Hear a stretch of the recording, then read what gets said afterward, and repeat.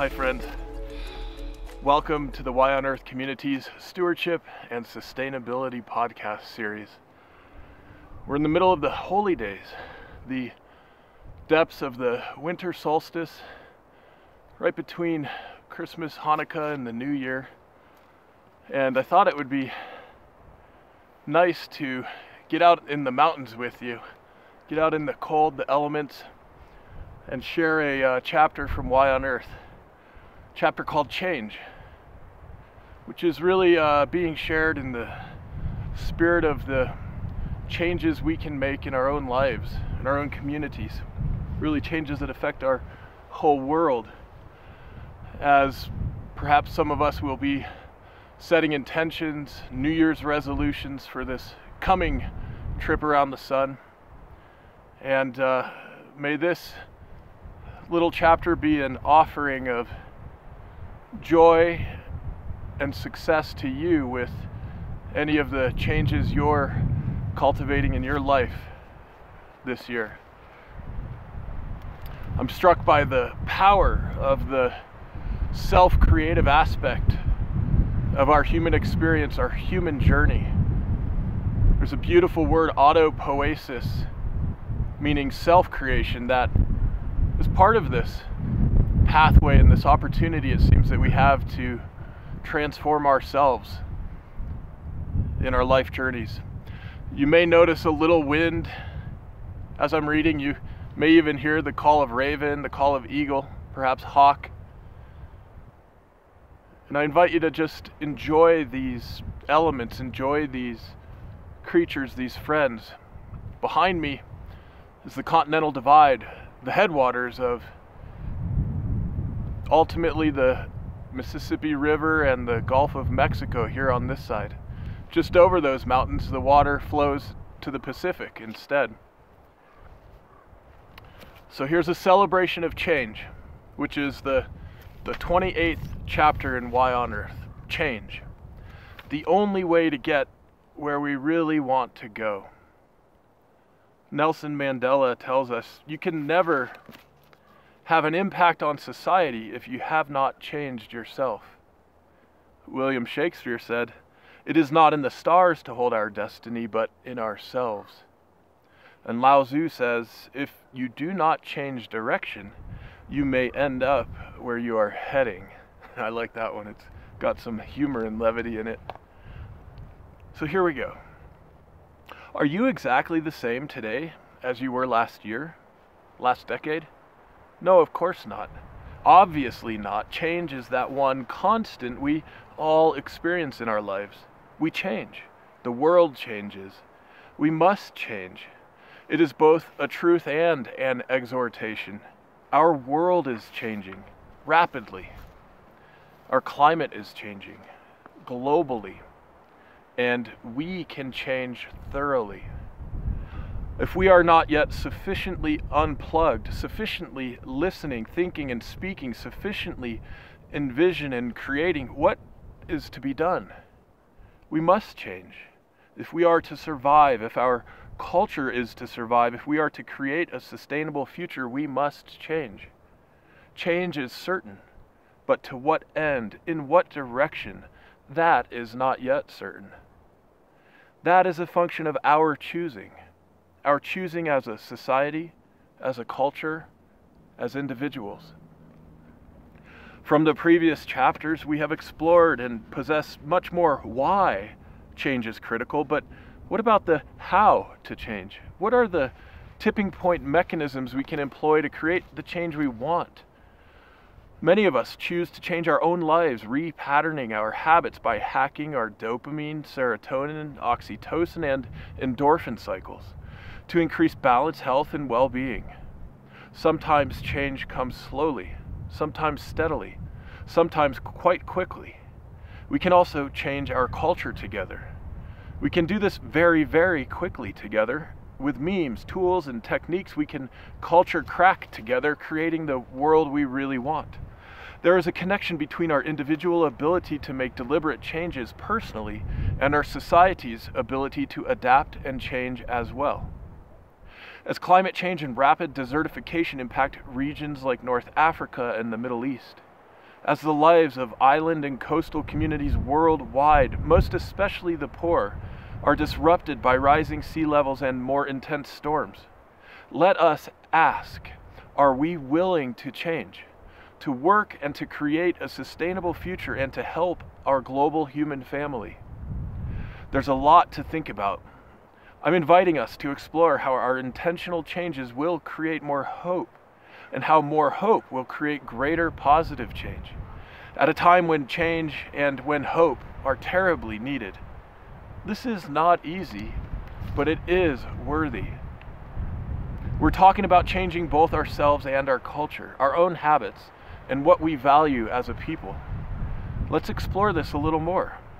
We probably often think of change in two different ways. There's the change that just happens, that is foisted upon us. Sometimes it seems good, that serendipity at play when we meet somebody special or find a book at just the right moment. But sometimes it seems bad when we get hurt or in an accident or natural disaster or suffer an unexpected loss of some kind. Regardless of whether it's good or bad, we might call this external change. There's also the change that results from our deliberate action, from the intentional directing of our will and our consciousness. And whether it's good or bad, we might call this directed willful change. External change impacts internal change. Internal change impacts external change. Our individual change impacts societal change. Societal change impacts our individual change. Change impacts the individual and change impacts the world. Change is both the ever-evolving dynamic of an apparently random universe, and it is the focused direction of our willpower. Our willpowers are deployed and directed both individually and collectively as a society. With directed change, the image comes to mind of a rough-hewn stone block that is ultimately to become a polished cube or sculpture. We envision the transformation of the object and then exert our will and creativity to make it so. The stones of our lives are carved and polished through the process of tumbling about, learning, experimenting, growing, and developing memory, both individually and collectively, of what works well and of what doesn't. This essential memory creates background and context, providing greater insight and foresight as we go forward. Of course, this isn't a solo activity.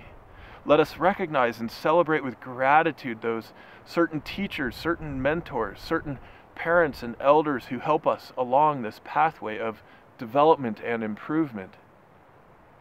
But at the end of the day, it is beautifully liberating and empowering to see that above all others, we are our own primary stone polishers.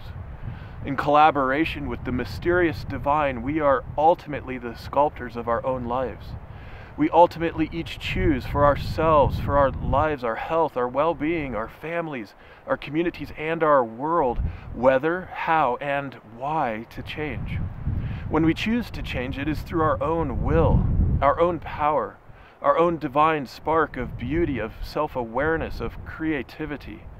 Like a ship on the high seas, we are our own captains. Whether we believe in God, in a great architect, in a divine and natural intelligence or not, we might all realize that our individual free will is the most precious gift of opportunity and possibility we are each given in life. The initiative of our personal spirit is among our greatest treasures, one of the greatest forms of wealth we will ever have. And we each have this precious treasure as our birthright. As my friend Laith Matthews discusses in his book that I mentioned earlier, The Four Noble Truths of Wealth, at the core of this process of deliberate change is the practice of making friends with ourselves. Laith has helped me realize that in so many ways our cultivation of both individual joy, health, and well-being, as well as a more sustainable planetary society, is essentially about making friends with ourselves. Truly, deeply befriending our minds, our hearts, our bodies, our emotions, and even the trillions of micro critters that live on us and within us and that of course significantly influence our minds, bodies, and well-being. Perhaps this is like cultivating an artistic ability. When we want to change, when we want to make a change, we will be much more effective pursuing this change with joy, ease, and grace than we will with a self-directed violence of shame, blame, or harshness. If we were to try our hand at painting and get mad with rage that our first work isn't some masterpiece like a Picasso or a Rembrandt, what sense is that? We have the opportunity to make all kinds of life-hacking changes in each of our own individual lives. Our own life-hacking potential is a gateway into tremendous empowerment. Some of these changes are moving away from patterns and habits that aren't contributing to our health and well-being, or the health and well-being of our loved ones, our community, our planet. Others of these changes are moving toward patterns and habits that do contribute to our health and well-being. This may include habits and patterns around unplugging from technology, reading more books, talking with more diverse people of different ages, interacting with living soil, preparing and eating more fresh and lacto-fermented fruits and vegetables. Those changes that are moving away from unhealthy habits we might call put down changes. That is, we want to put those things down. The other changes moving toward health and well-being we might call pick up changes. We want to pick them up, and we want their frequency of expression to pick up in our lives in a big way. Some of the put down changes we might desire to make are very difficult. It takes some of us a tremendous and sustained level of willful determination to quit smoking cigarettes, for example. I know firsthand how hard it is to quit smoking. Although it's not a laughing matter, the challenge of quitting smoking is cliché, and there are countless jokes about how hard it is. My favorite is that one by Mark Twain. He said, "Giving up smoking is the easiest thing in the world. I know because I've done it thousands of times." Although it may not obviously seem like this is a matter of life and death, for many of us it really is. Or at least it truly is a huge matter of quality of life. The hardest habits to quit are often the ones that once achieved, quitting them, putting them down, will yield enormous healthy benefits in our lives. They are worth quitting. I remember trying to quit smoking cigarettes so many times, I lost count. Like many other people, I started smoking as a teenager, and boy was I hooked. Morning coffee, time for a smoke. Thinking about writing a paper for school, time for a smoke. Stressed, time for a smoke. In the afterglow of making love, time for a smoke. My brain and my body's chemistry were totally wired with addiction to the nicotine-laced chemical cocktail. I had, like Mr. Twain, tried to quit smoking many times, and it was not until I finally made the firm, rock-solid decision in 2006 that for my own health and for the health and future of my children, it was time to quit once and for all. And so I did, with a little help from my friends. I remember driving across the state line into Colorado with my dear friend Adam after visiting West Jackson's Land Institute in Salinas, Kansas. I had made the decision, it was in fact a process culminating over the past several days, that this was it, once and for all. My buddy and I decided to relish in a final cigarette, listening to some Blues Traveler with the windows down and the wind blowing all around, to just absolutely delight in this final cigarette as we approached the border heading back into Colorado. That was the boundary, the border I had set for myself that once crossed, I would never go back. That was the last time I touched a cigarette, over 10 years ago now as I write this. Sure, there have been times at parties with old friends that the thought has crossed my mind, the temptation has been there, but the voice of my agreement with myself and my God has emerged stronger every time. I am profoundly grateful for that. My health is unquestionably better. It is even better financially for me and my family. And guess what else? I have also exercised much more rigorously and frequently in the ensuing years than I did while a smoker. Talk about positive feedback loops. all the result of choosing to change and hacking my own serotonin biochemical life patterns and habits.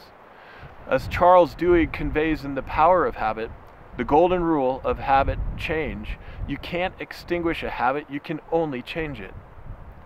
There are mechanisms of neuroplasticity that cause our brain and neurobiochemical programming to morph in ways that reinforce healthier and healthier patterns and habits. Norman Doidge, in his book, The Brain That Changes Itself, tells us the brain is a far more open system than we ever imagined, and nature has gone very far to help us perceive and take in the world around us.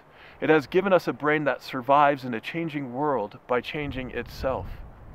Quitting smoking is an example of a put-down behavior change. We all have these opportunities. Most of us are addicted or out of balance with some habit or another. We all have the choice to finally make that deep agreement with ourselves and our God to let that go. The shadow that follows us when we make these put-down decisions is the urge to fall back into the old habit or addiction.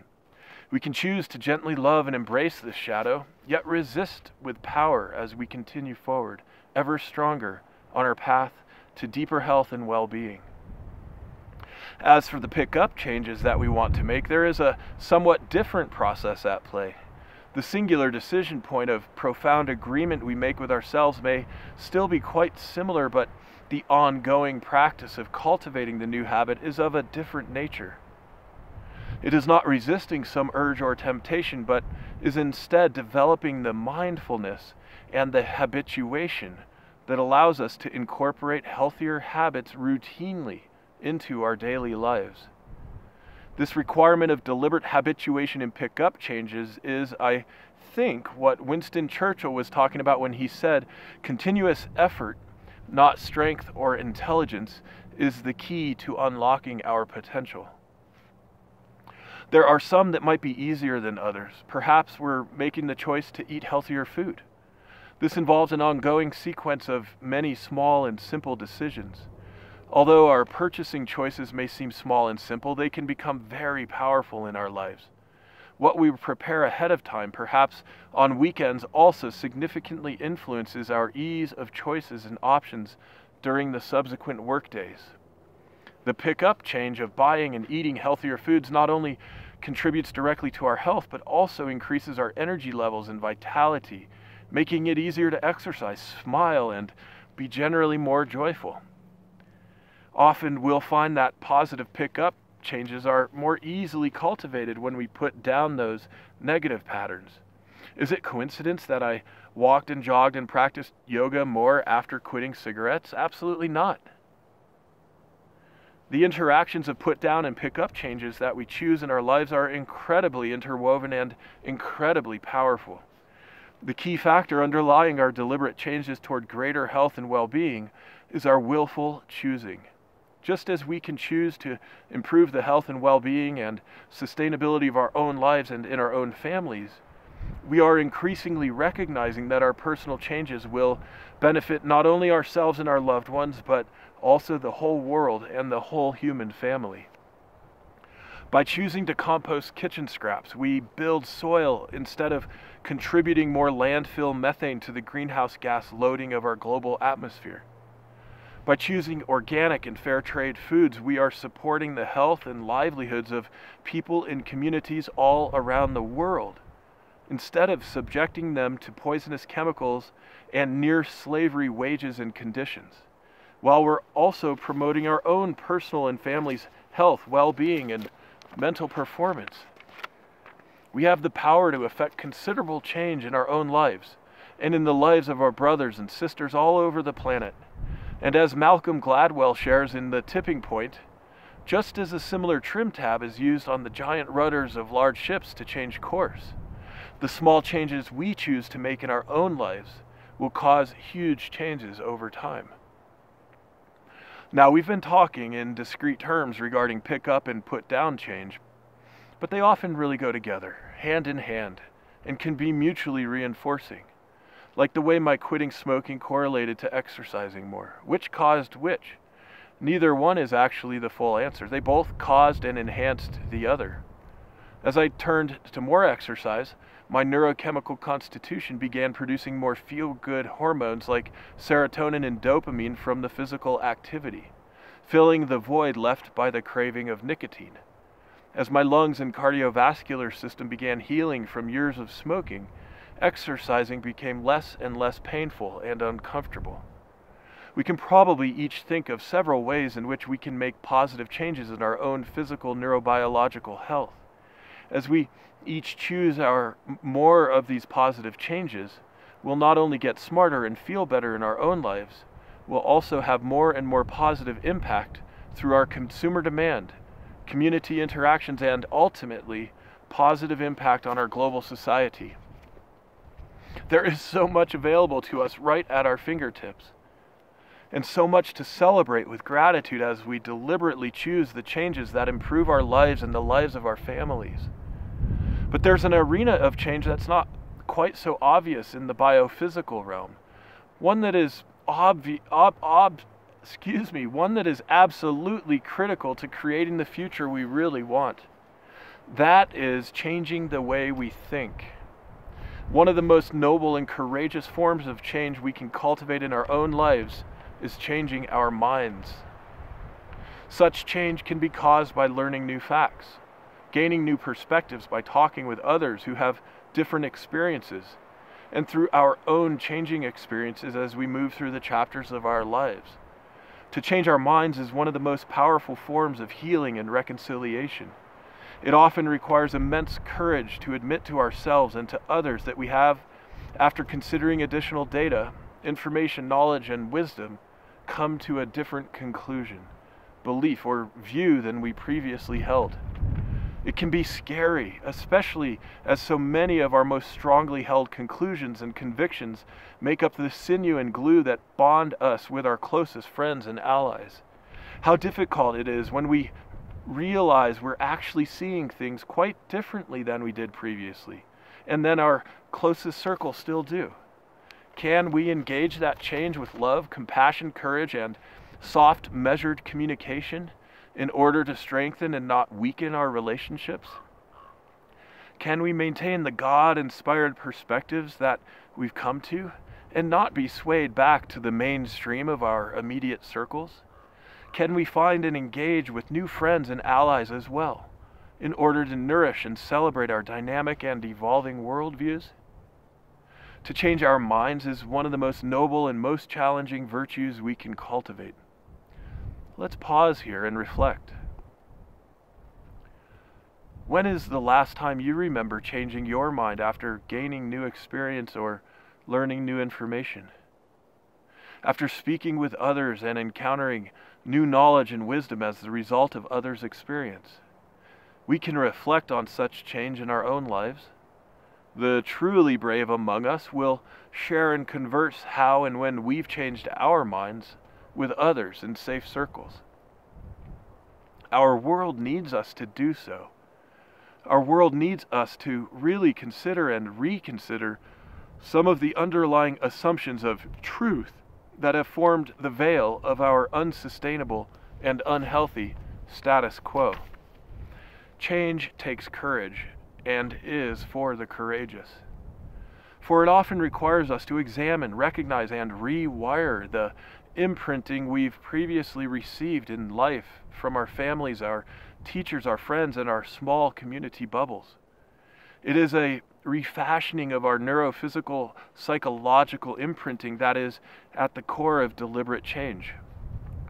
It opens up a vast world of possibility and tremendous mystery, a world in which the potential and capacity for co-creation with the divine nature of the universe is activated and will necessarily surprise us.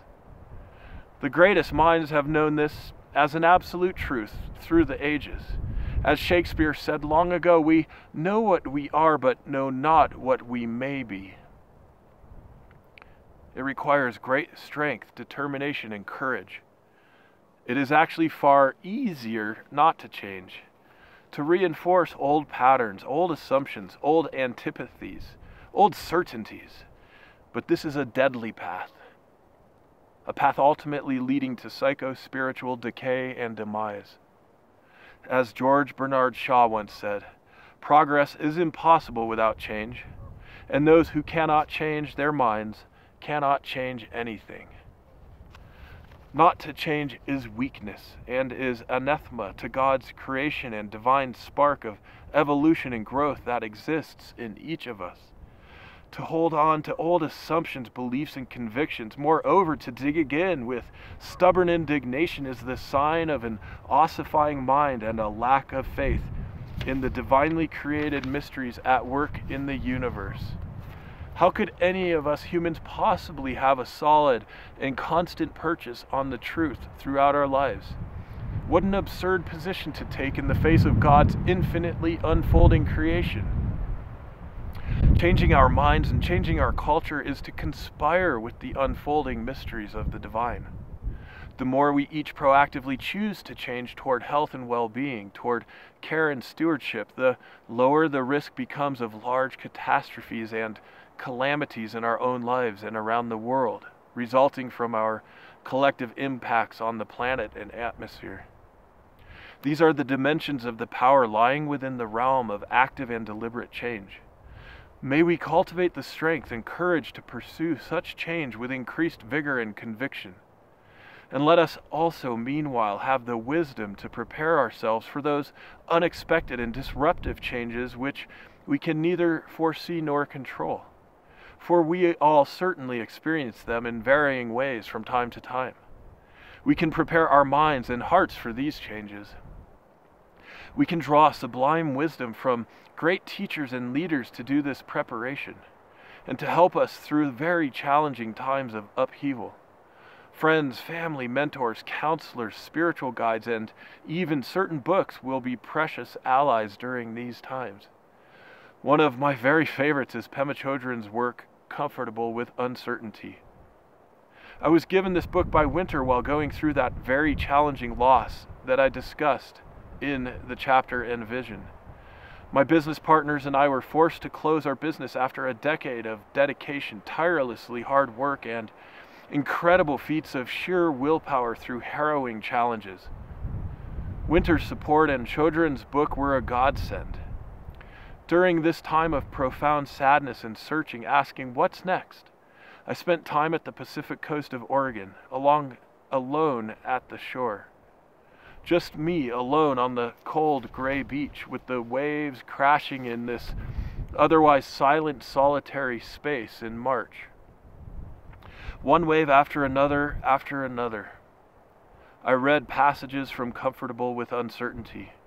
They opened something up inside of me, deep, deep inside. And I realized I wasn't alone at all. Comfortable with Uncertainty is a soothing and meaningful book to read during times of disruption, of loss, of challenging change. In it, Chodron reminds us we can try to control the uncontrollable by looking for security and predictability, but the truth is that we can never avoid uncertainty. This not knowing is part of the adventure. She also tells us in a beautiful acknowledgement of our interconnectedness that we work on ourselves in order to help others, but also we help others in order to work on ourselves. Her message encourages us to recognize that it is through vulnerability, patience, and forgiveness that we will awaken our compassion for ourselves and others and become the change we want to see in the world. I am eternally grateful to Winter for sharing it with me, and have since shared Chodron's book with several friends when they themselves have gone through times of unexpected change and loss.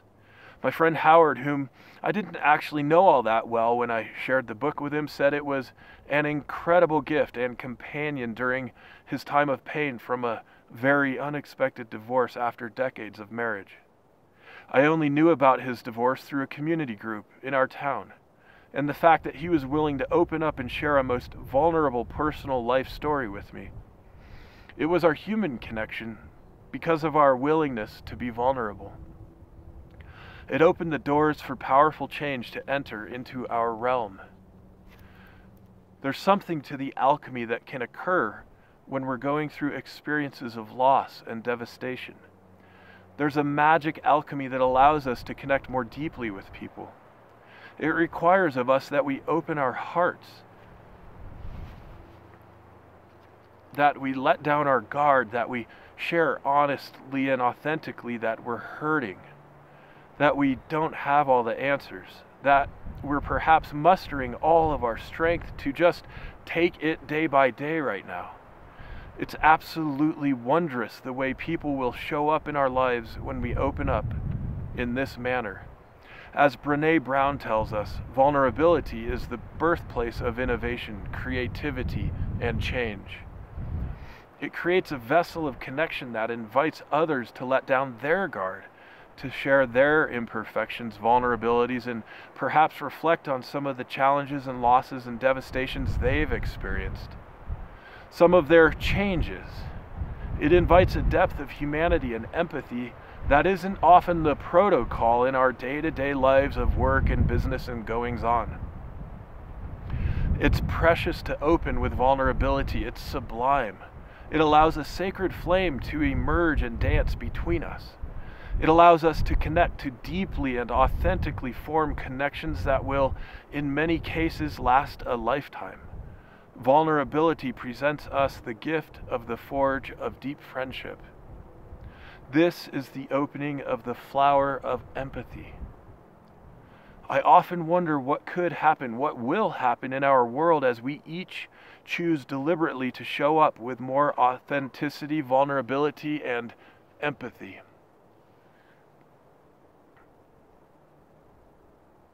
A whole bunch of ravens just flew overhead. It's beautiful. Hello. And to communicate openly with this kind of courage in the face of our personal changes and societal changes. How vast and deep can our experience of friendship, of shared empathy, of mutual intention for greater health and well-being grow in our shared laboratory of change? I invite you to pause here for a few minutes and think about how our experiences of friendship and shared empathy give us courage and power to initiate change. Internally, externally, individually, communally, for ourselves and for our world. What comes to mind for you?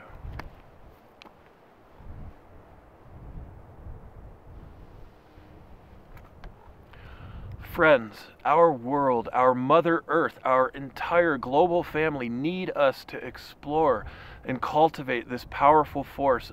We are being called now to relinquish old, outdated stories and paradigms of just be tough, of real men or real women don't cry, of just suck it up. The facades and veils of machismo, steel-plate armor, and invincibility perhaps made sense in the past. They were perhaps assets then necessary for survival in a world where the biggest and meanest bullies prevailed. But they are no longer assets to our society today, for the dangers and threats we now face are of a much different scope and scale. They pose a very different threat to us all, one that is better overcome by the bonds of genuine humility and forged empathy than by the might makes right consciousness of brute force. Those old ways are now great liabilities. We must change to create the world and the future we really want.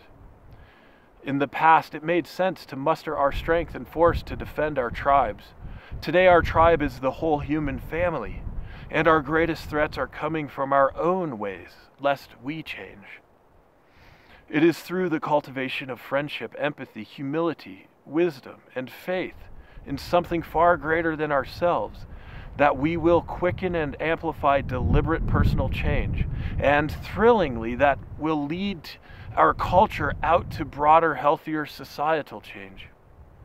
Especially now as our changing planet, our changing climate may likely disrupt and devastate more and more lives. To what depth of empathy and courage and humanity might we go? For ourselves, for our friends, for our entire human family. Can we imagine our own humanity, our own compassion and empathy and courage coming alive in order to respond with patience, generosity, and assistance just as our friends do for us? Can we imagine? Will we understand that we can bring love and compassion into this world to counter the entropy and xenophobic tribalism otherwise taking hold? Will we realize the connection between our self-love and compassion and our ability to project compassion all around the world to cultivate resilience and sustainability in communities all over the planet? How many of us will quickly realize the truth that through love, compassion, and stewardship we will find great pathways to getting smarter and feeling better? Let us know. Let us understand, and let us embody that it is change that will take us where we really want to go. And let us cultivate the humility and the courage to see and admit when a course correction is in order. What will we choose? How will we change? Why will we go where we go? Socrates tells us, the secret to change is to focus all your energy not on fighting the old, but on building the new. Alan Weissman says, change is the hallmark of nature. Nothing remains the same. And Dr. Seuss, with a little levity, tells us, you have brains in your head, you have feet in your shoes. You can steer yourself in any direction you choose. You're on your own and you know what you know, and you are the one who'll decide where to go. Unless someone like you cares a whole awful lot, nothing is going to get better. It's not. Happy holidays. May this season of winter solstice, of the Christmas, Hanukkah, holy days, holy nights, and the new year bring you great warmth and light and love and friendship. And may you find wonderful strength and compassion as you choose more change for yourselves and for our world.